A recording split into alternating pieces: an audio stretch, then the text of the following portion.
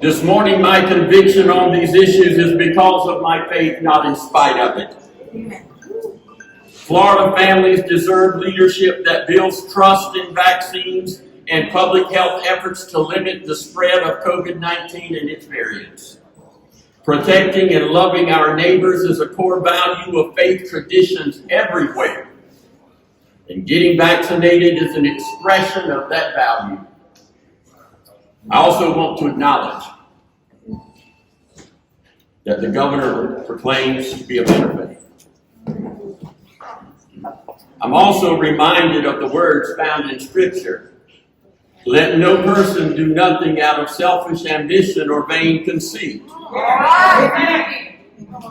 Let no person do anything out of selfish ambition or vain conceit.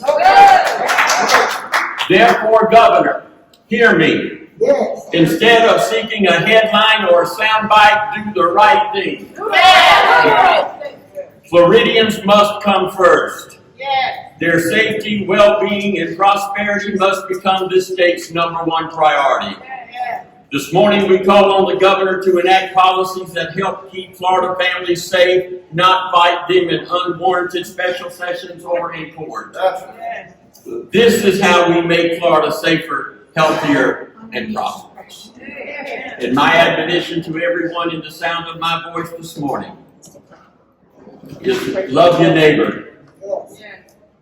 Do it to the least of these. Keep the faith. Get vaccinated. And vaccinate your kids too. This is how we begin anew.